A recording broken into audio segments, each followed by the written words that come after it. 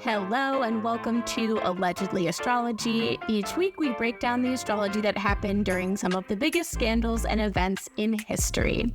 Thanks for listening, and if you guys want to support us even more, you can subscribe to our Patreon. For $5 a month, you get at least 2 extra episodes. You could also leave us a 5-star review and subscribe on whatever podcast platform you listed on. And if you leave us a review on Apple Podcasts or Spotify and DM us a screenshot of that review, we'll make you a custom meme of your big three and send you a quick write-up about it. We also have cool Allegedly Astrology stuff on TeePublic, so go there to check it out. And make sure to follow us on social media. We're Allegedly Astrology on Instagram, Reddit, and TikTok, and Allegedly Astro on Twitter. And you can visit our website, allegedlyastrology.com, to learn more about us and the show, or book a reading with me, Dana, and check out charts and transcripts for select episodes. So, Dana, what are we talking about today? Today we're talking about Ashley Madison. And yes, today this topic is sponsored by the one, the only Venus retrograde. Ashley Madison is a controversial dating site that helps married users have affairs.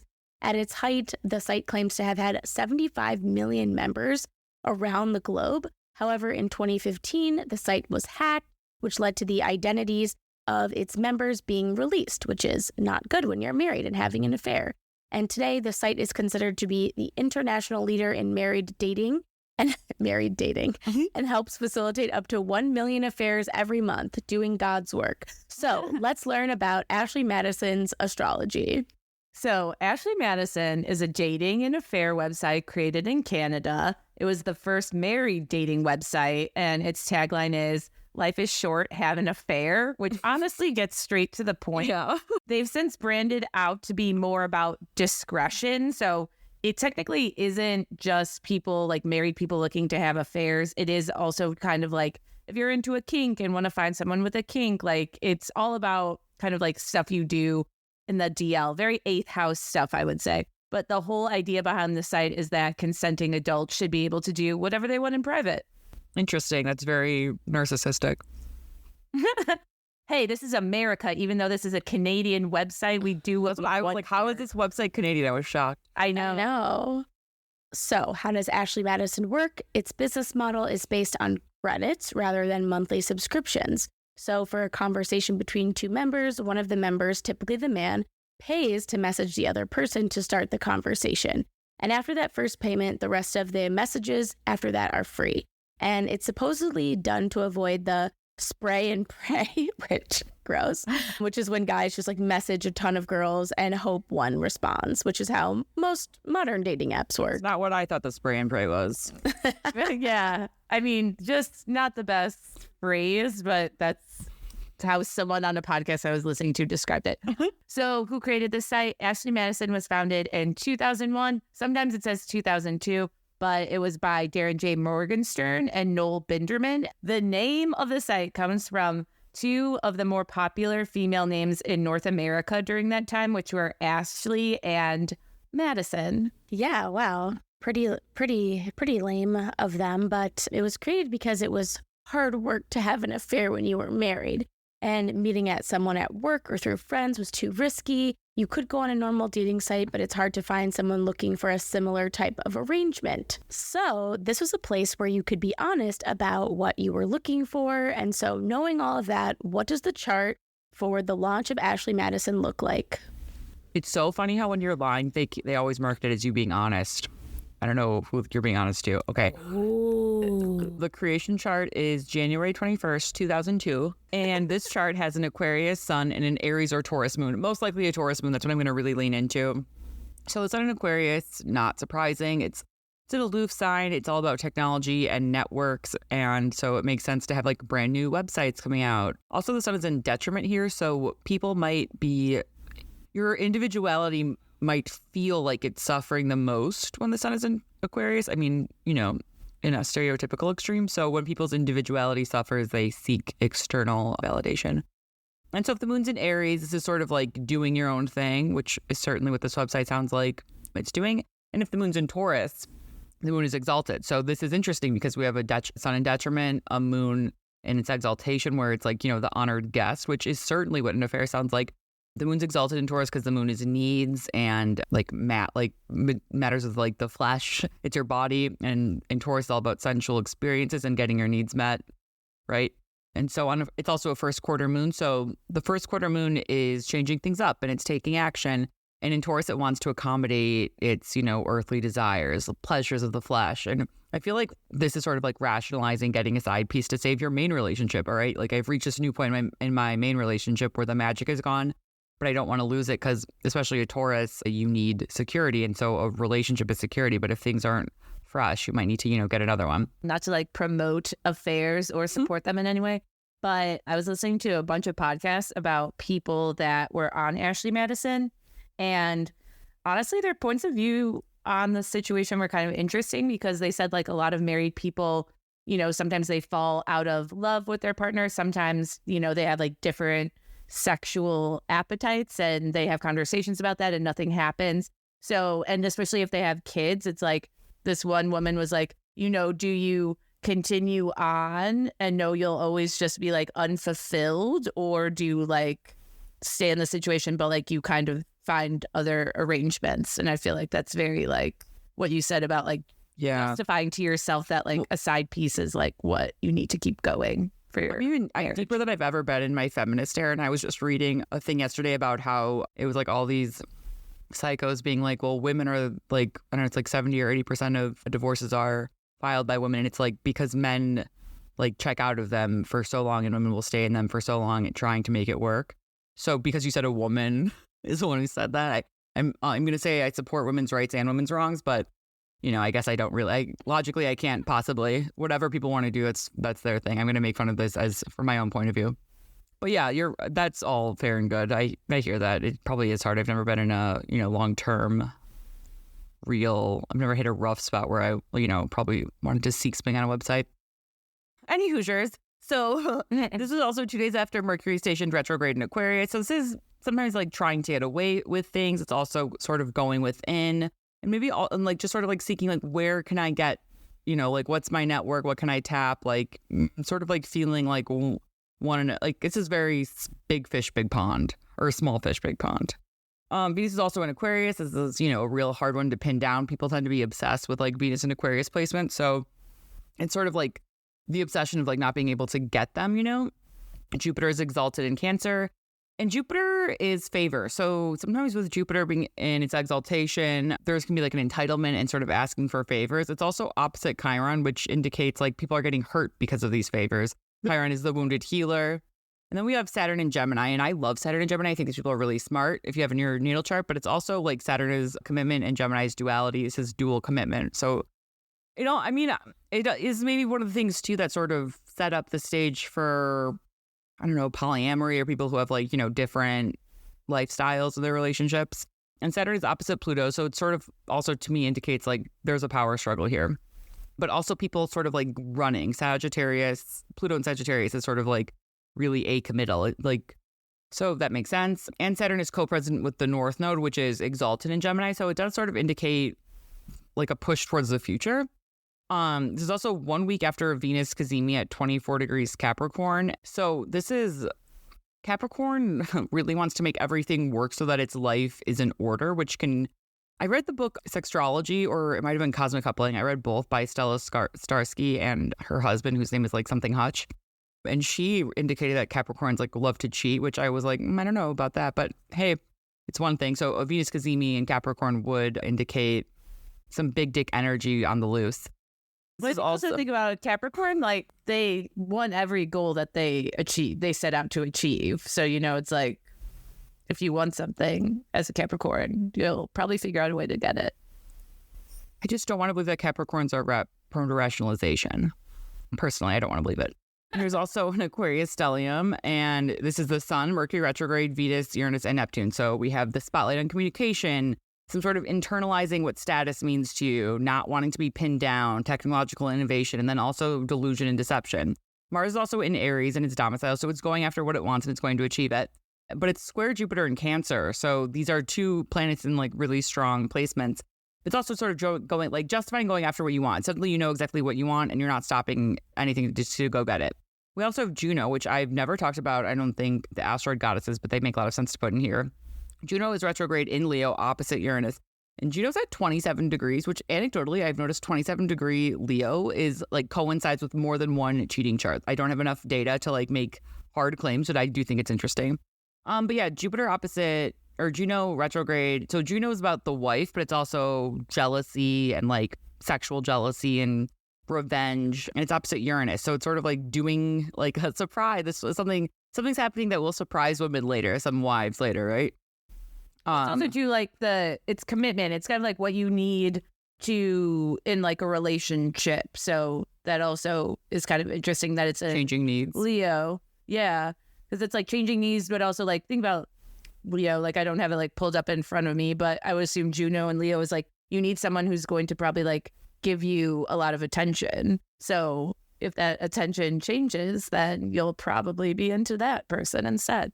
I also think, I mean, besides like the moon, let's say that's in Taurus, and obviously, you know, Mars in Aries, very like on brand, on impulsive, like going after what you want, like kind of like, you know, be sexually charged.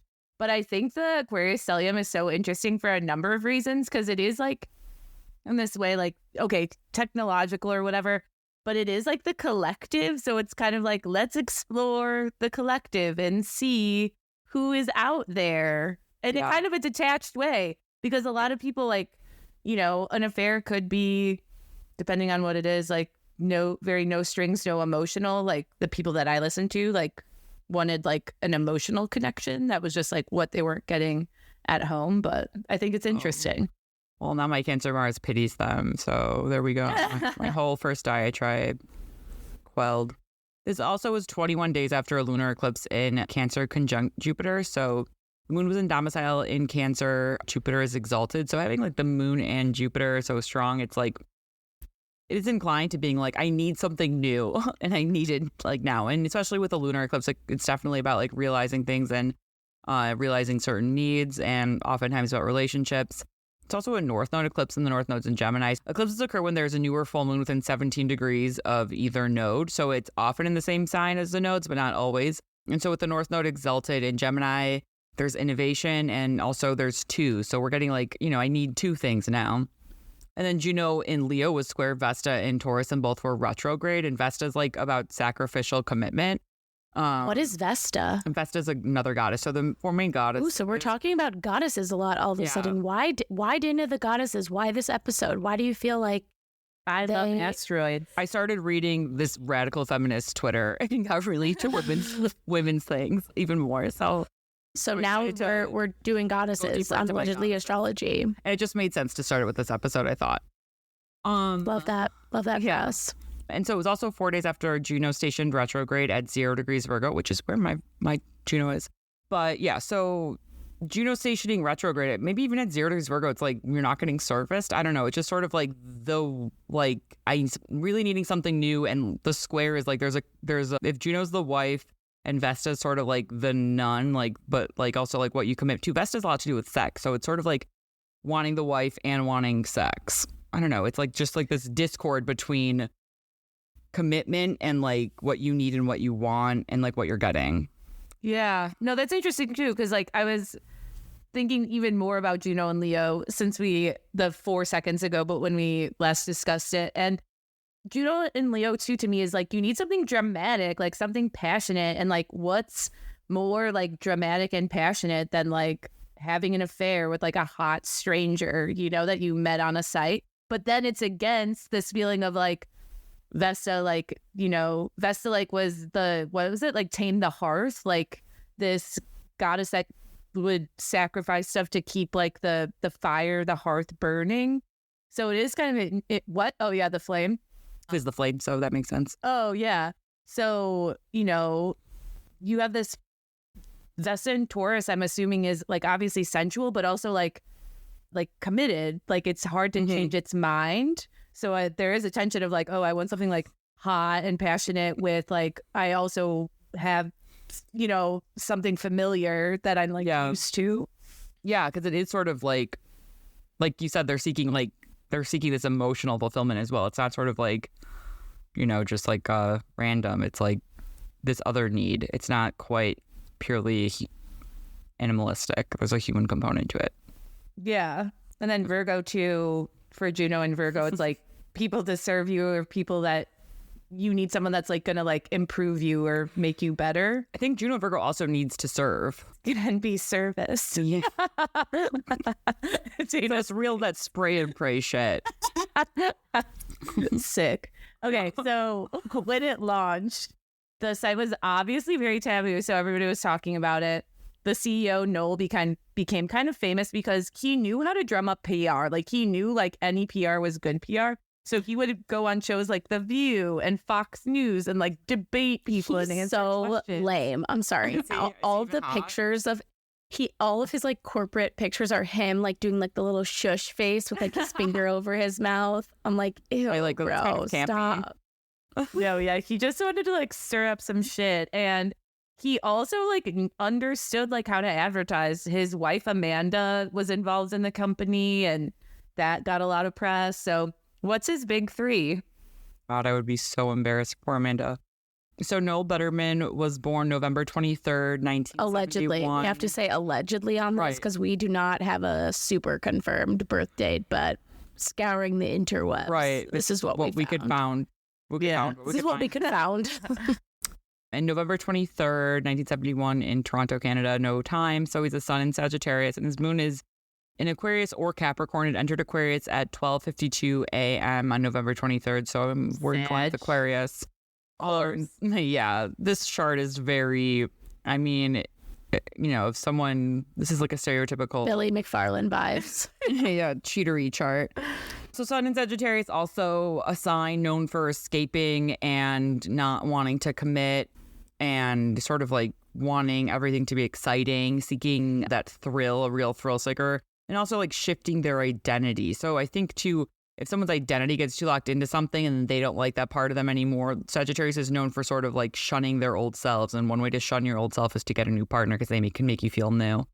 And Sagittarius is ruled by Jupiter, the planet of favors. So it's sort of like can get this, you know, hubris. And his Sagittarius sun is ruled by Jupiter and domicile in Sagittarius. So he's also really good at marketing. I bet he's fun to be around, right? Like he sort of also probably inherently understands this profile, whether or not, you know, he's, you know, it's within him all the time, right? This is just sort of like things that can happen to a Sagittarius.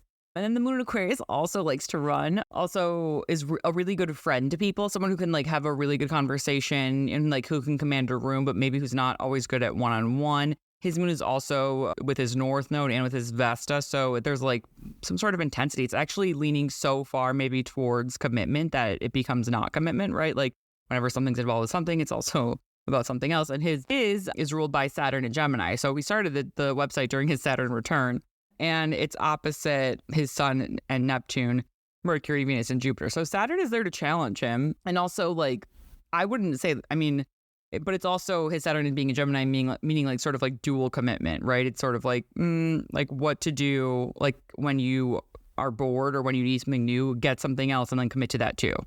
It's sort of how I interpret that. And he has a Sagittarius stellium. So with the Sun and Jupiter, it's very strong, very fiery, very passionate, and also prone to changing and sort of like making a scene.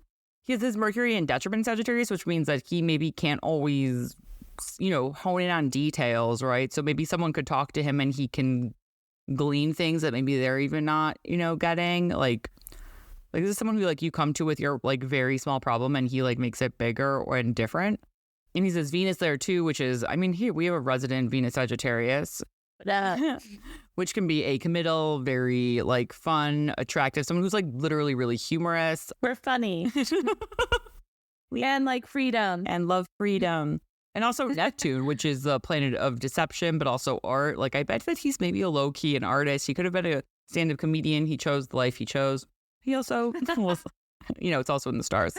And then he does Uranus and Pluto and Libra, which is, you know, the Uranus and Pluto generation, or Uranus and Pluto in Libra generation is like vibration, sort of that is the first like real divorce generation, where it's more like normalized, and also maybe people who have, you know, commonwealth marriages more often, and, you know, who don't necessarily need the paperwork, because Uranus is about innovation, change, things that are unexpected. Pluto is about power struggles, and Libra is the sign of relationship. So that makes a lot of sense. And also this is sort of revolutionizing relationships in a way. It does sound like part of the allure of this website is that you're doing it in secret, which is what makes it dishonest. But other than that, like, people should be able to do whatever they want to do. And sometimes it's really fun to hurt the person you love the most, I guess. This sort of, I'm kidding, but that's what. Also, somebody with a Sag stellium in the first house would say people should be able to do what. Oh, well, we don't, yeah, for sure, but we don't know this first house. That's just, we're doing solar houses. Oh, yeah. But sorry. I mean. Well, a huge stellium in Sag, regardless of. And so he has an air heavy chart with a Sag stellium. I mean, I'm very air and fire heavy. Yeah, this is just, it's giving freedom, wanting new experiences. You could say this is very cheatery. But interestingly, in progressions, Mercury stationed direct January 19th, 2001, right around the time that the website was, being formed, and in Sagittarius in his progress chart. So this is him, like, the wheels are turning. He's like thinking about things. And then Pluto stationed retrograde in his progress chart, October 21st, 2013, which will come up later. He also has Juno opposite Chiron, which sort of means, which is, again, like the planet of, like, the partner as well. And then Chiron's like the wounded healer. So maybe he was hurt in relationships.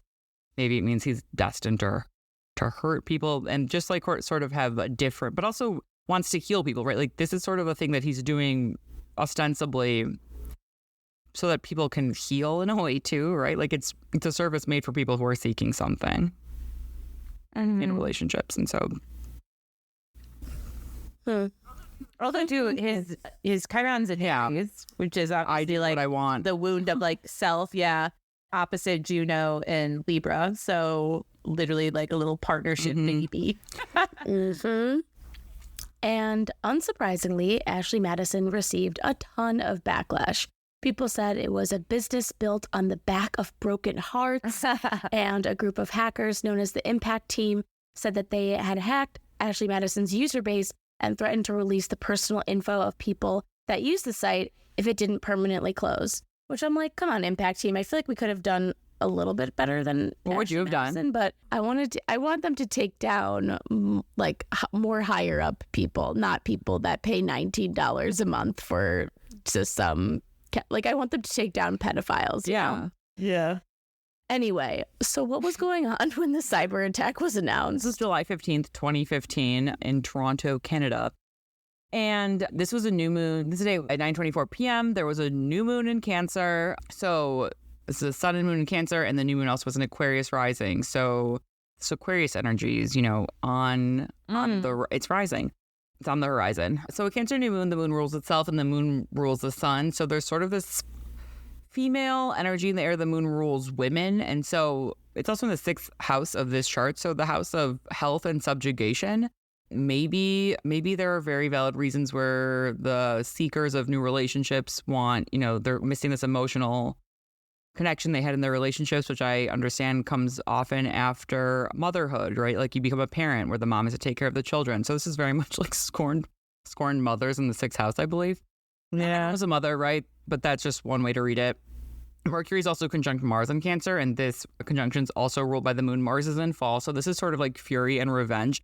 Elise, this could be like hacking, like going online. Maybe someone had a personal, maybe this was personal. Maybe the hack was personal. That's actually what could really be true. Ooh, interesting. So it's like they're the impact group, but probably someone in the impact group was impacted by Ashley Madison. Yeah, I like that. That's like Gaston. It's also exactly opposite Pluto in Capricorn in the 12th house. So this is like secrets. So the 12th house is literally secrets. Pluto also has to do with secrets, and the Capricorn's about power. So it's like, we're coming for you, and like we're going to release all of your secrets. We have Venus conjunct Jupiter in Leo, square Saturn in Scorpio, and Saturn is retrograde in Scorpio conjunct the midheaven.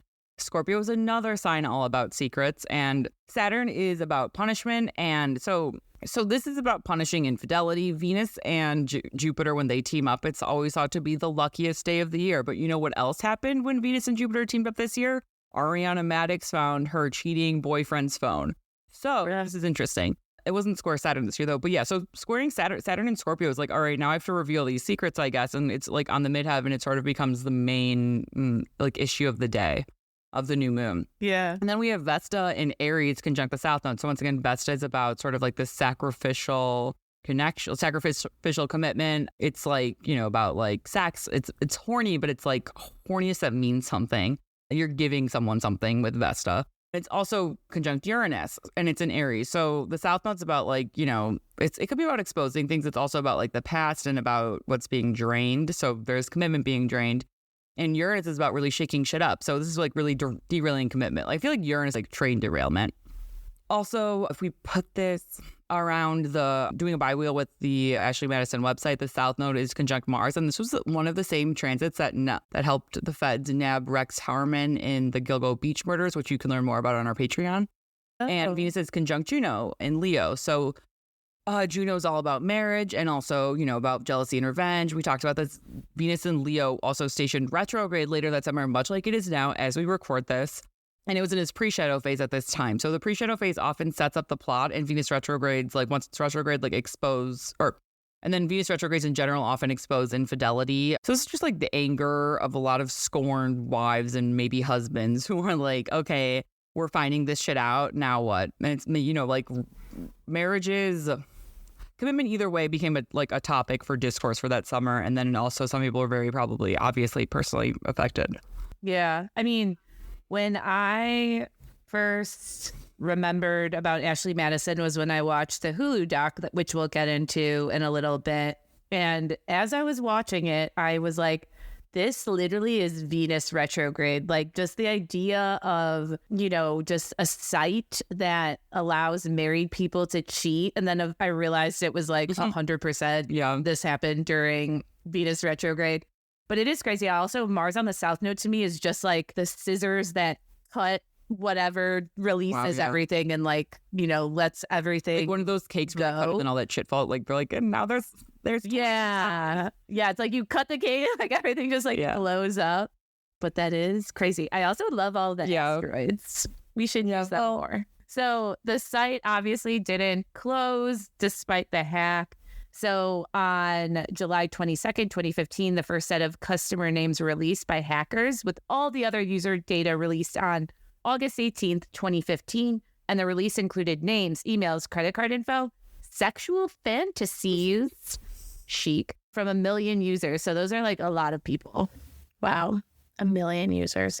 And the data also included customers who had previously paid a $19 fee to Ashley Madison to have their data deleted, which, oops, guess you can still recover that. And the fee was also applied to people who had accounts set up against their will as a workplace prank or because of like a mistyped email address. So what was going on when all the customer data ended up getting released? So this was August 18th, 2015. The sun was in Leo and the moon is in Libra. And so there's also a Leo stellium. The moon in Libra, we have this like time ticker on relationships. It's also in this with the North Node, like within the North Node's at 1 degree. So we're in like the last few weeks of the North Node in Libra. So it's sort of like whenever the node gets down to like the last few degrees of a sign, it's like really like getting shit out. So this is all about relationships being like really brought to the forefront. And like we're looking at relationships, and the moon is like, all about emotion. So we're all getting in our feelings. Even, like I wasn't exposed in this, and now I have so many feelings about it. Venus was retrograde in Leo at this time. So once again, this is about exposing infidelity. It's also introducing a new plot point. So once like Venus in the pre-shadow phase sets up the plot, you get the story. Venus, and once it's retrograde, you get all these new developments, and then it all wraps up once Venus goes direct again and hits all the points that it retrograded over. We have Mars in Leo with Venus. So there's also hubris. Mars has entered the picture, and it's also, but it's like also like now there's like, like you're sort of cutting down people like for who they are, and some things in the spotlight, like it's about sex, it's about pleasure seeking, and you're just like not really being portrayed in the best light. I also wonder like I'm getting MRA, like men's rights activists, a little bit with this. I don't know. I didn't read up at all about it, but I feel like this could have made them upset. And Jupiter's also in detriment in Virgo. So it left Leo, and now Jupiter entered Virgo on August 11th. So Jupiter's in its detriment here. So Jupiter is about forgiveness, and in detriment, Jupiter ruminates on details, which can make it really hard to forgive. So I feel like that also comes into play. We have Mercury exactly conjunct Juno in Virgo. So also we're like looking at these like fine details, right? But you're sort of also helping people heal. Like Virgo wants to heal, but maybe just not in the same way. With Juno or Jupiter there, it's sort of like making it hard to, understand things. Also maybe with all the details, it's like people being released who thought they were deleted. And then Mercury, so yeah, with Mercury in domicile and exaltation, and with Juno, it's like seeking revenge, but also like the discourse now. Mercury is a lot about the discourse. And so the discourse is just sort of like looking at all this. Also, Mercury retrogrades in Virgo this summer. So we have so much mirroring that summer, which is interesting. Yeah. Well, it's crazy too, because again, like Mercury, Mercury in Virgo obviously details this was like a computer breach with tons of like information and, you know, like names and numbers and like organized shit like that Mercury in Virgo wants. But, you know, just Virgo is also the Virgin. So it's like we're talking about, you know, things that might make some people like clutch their little pearl necklaces. And obviously with the North Node in Libra too, it's like we're all talking about our relationships and maybe like rethinking what we thought about relationships, because who knew all these a million people were trying to have an affair. You know, that's like a lot of that is a lot of people. And then the Leo stellium, it's like, again, passion and like what your heart wants and like going after what you want. Like, I feel like Venus and Leo this summer, like all the astrologers were like, say the thing that needs to be said. Follow your heart. Your mouth and read someone's weird tweets. Dana's shaking her head. But another thing I've learned from all of this is that never believe someone's going to delete your data for merely $19. Truth. So obviously there was a ton of fallout from the hack. We're going to start with the company itself and what happened. So after the hack, the parent company that owned Ashley Madison rebranded itself. It also got a new CEO. And they changed their tagline from "Life is short, have an affair" to "Find your moment," which honestly just sounds like something like a mom would have like written in like some sort of handwriting above her like kitchen sink. And they also changed some of the imagery on their site. Like they got rid of the woman, like make it a little like shh sign. And unsurprisingly, a lot of lives were upended by the data leak. One of them was the Ashley Madison CEO, Noel. And Noel's wife, Amanda, like we had previously mentioned, she worked with him at the company. She was by his side during many of his interviews. And she even posed as a model for Ashley Madison ads, which, whoa. And Noel and Amanda always claimed they were monogamous. However, Noel's emails were released in the hack and showed he had indeed been cheating on her. And so he eventually resigned from Ashley Madison. But I think they're still together. I can't confirm or deny, but like a Sag is going to Sag. A Sag stellium. Going to Sag. Could a Sag. And also other people were called out, not just Noel. There was a Christian YouTuber named Sam Rader that confessed to having an Ashley Madison account prior to beginning his YouTube channel, but his wife had forgiven him, so it's cool. Also, there was a Florida state attorney named Jeff Ashton who ended up being the prosecutor on the Casey Anthony murder trial case. And he admitted to using the website out of curiosity. Why would you admit that? I don't want to know. Ew. Sure, Jeff. I know. It's weirder, I feel like, to just go on the site because it's anonymous photos. I haven't been on it myself, but from what I have learned, it's anonymous photos of like women's tits. Like no one's showing their faces. So to just like root around there is like weird to me. Oh my God. Ew. And Louisiana GOP official and Donald Trump administration hired Jason Doré, who claimed to use the site for opposition research, was also outed. He wanted to see if any of like the Democrats were on it, but like that's a lie. They're such idiots. Everything is not people's real names. Anyway, John Takeman, a husband of the Real Housewives of New York star Kristen Takeman, he was on it, and Kristen quit the Real Housewives shortly after the scandal. Oh my God. Roni. Remember when Ramona, they were like in a boat, like in a river for some reason in a canoe, and Ramona just didn't like Kristen. So she took her glass of wine and just threw Chardonnay at her while Kristen was in the water. Okay, it's like super weird. In the water, you old witch. So arguably the most notorious person that was revealed on the Ashley Madison customer list was Josh Duggar, formerly a star of TLC's 19 Kids and Counting. By the time they had Josh already was like dealing with some like aggressive accusations around sexual misconduct. However, the hack also revealed that he was paying for 2 Ashley Madison accounts and even paying an additional monthly fee to ensure he met other women. We're going to look at his chart on the Patreon. A lot of people have asked us about Josh Duggar and the Duggar, like so this pervert. is a very requested chart separate from... Yeah. Oh, yeah. Big time. Big time. So yeah, go to Patreon if you want to hear about good old Josh Duggar and the Duggar family. But besides outing a bunch of people who are down to cheat, the hack also exposed that Ashley Madison seemed to be lying about the size of its user base by creating fake accounts. I was also wondering, you think 1 million people got on that? I mean, a million's very few people, right? So Ashley Madison had over 7,000 bots, Ashley Madison had over 70,000 bots sending fake female messages to male users. And the reason why they did this was because, remember, their business model meant that like guys had to pay to speak to a woman. So it was in the company's, best interest that they would have hot women on the website, because then there would be like more potential for profit.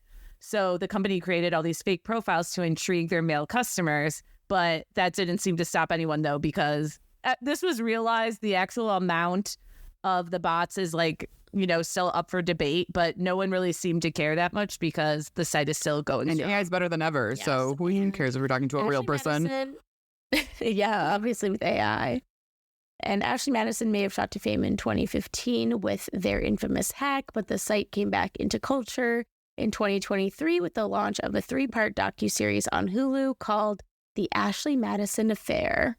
Yeah, honestly, I watched it twice. The doc traces the rise of the site, the hack, and the spouses that were cheated on and members that were exposed in the hacking scandal. So, Dana, what was going on when this doc was released? And the sun was in Cancer and the moon was in Pisces. So we have this nice watery, expose. So the sun in Cancer, it makes sense that the sun, it's the solar return. It's also the Venus return. And Venus is on an 8-year cycle. And so every 8 years, your Venus, and I think Mercury also return. Every 8 years, it's like this Venus return, like this major Venus cycle return. So it's called the Venus Star Point. It's really interesting. Ariel Gutman has a lot of stuff on it. But yeah, so we're back into the same Venus cycle. Venus has not retrograded in Leo since 2015 when it was exposed. And now we're here again. And astrologically, it makes a lot of sense to release it and to like really bring things back around. We're looking back at cheaters and now we're learning a new side of them. The moon in Pisces is maybe a little more curious about the emotions. It's conjunct Saturn. So it's sort of maybe not necessarily, I didn't watch a documentary and clearly I'm in some sort of heightened feminist state. But I understand that people do things for emotional reasons. So it's about having hard truths and no excuses, but also giving fair consideration for like all of the things that go into it, which is kind of what it sounds like this documentary might have included. In Pisces, it wants to forgive. It doesn't always forget, and it might, not keep you in its life. Also, we have Vesta in Gemini, and Vesta, once again, is sacrificial commitment. In Gemini, it's about duality. So we're looking at commitment as this sort of dual thing, right? Like maybe someone was really committed to 2 people. And the North Node's at 0 degrees Taurus, the South Node's at 0 degrees Scorpio. These are 2 signs that go deep, and they're both so much about commitment, so much about revenge, so much about getting scorned. So it's like sort of like the last licks, right? Like sort of like I said about how, interesting. So the North Node was in 1 degree Libra the last time. So that's a Venus ruled sign, and now it's in its other Venus ruled sign. So we're going forwards towards commitment. Now Venus or the North Node in Taurus. Taurus is more about personal needs getting satisfied and also having needs in relationships. And Libra's about, accommodating you and your partner and sort of like thinking about the relationships. And now we're thinking about the individuals. Also just sort of looking at it with the original website as well as the expose from 2015. The North Node is conjunct the website's moon in Taurus. So the North Node crossing the moon is sort of giving this like, now what was actually really happening. We're looking at things from like we're moving forward with this website. Maybe they're also planning new things for the website. That would be interesting. We have Mars and Venus at conjunct in Leo in 2023, which is conjunct the Jupiter-Venus conjunction from 2015, which is conjunct Juno from 2002. They're all within 5 degrees, the last 5 degrees of Leo, which is interesting. It's sort of like this real potent, like, it's sort of like what do you need to feel like a king or a queen, but also looking at things from this like maybe also sort of like about like the performance of relationships, which is so important, right? Like going out to dates with someone you've been married to for 40 years can still be really important. Like performing the things of a relationship is maybe really good for people. The sun is also exactly conjunct the Mercury-Mars conjunction in Cancer, which I said was sort of like maybe making things really personal. It's sort of like maybe highlighting how things were personal for those people. And Mercury is conjunct the new moon from the original expose in 2015. So it's sort of like looking at how that changed people's lives, like what that new seeding was like at that time. Yeah, I mean, it makes sense about like showing the emotions of other people. Like a lot of the documentary is talking about like people who were affected and like their stories of like finding out their partner was cheating on them. Also, something too I think is interesting is just like how now when it was released, like Jupiter is in Taurus. I feel like Jupiter is very much like let's max out on being sensual. Let's max out on like pleasure. So what better time to release a doc about people also cheating on their spouses. And Saturn are conjunct where Neptune was in 2015. So something that felt so nebulous can now be better grasped. Like the moon is what makes things tangible. Saturn, it's hard truths, but also things that you need to release in order to sort of get to a more, spiritual, literal understanding, a holy place even. So it's sort of like you're no longer delusion is gone. We have to take things as they are and talk about them because sometimes that seems to be hard. Well, also too, it's like you can, and also like Neptune is obviously there in Pisces too. I feel like with the moon and Saturn being so close, but Neptune being there, it's almost like you can do what you want, but don't be like delusional about it because you're going to have to take responsibility for like what you do with your body eventually. Don't pretend you're being honest when you're not, at least to yourself. Yeah. So yeah, as of today, Ashley Madison still ticking, still going strong. It survived its controversies, still in business. Check it out, I guess. No. They want to sponsor us. I'll write hard for them. I can be bought. We are not sponsored by Ashley Madison. We do not. That would be so funny. But you can sign up for our Patreon for $5 a month and get that extra chart about Josh Duggar being exposed in the Ashley Madison leak and maybe just about him being a creep. And with that, I'm Elise. I'm Dana. And I'm Sarah. And this is Allegedly Astrology.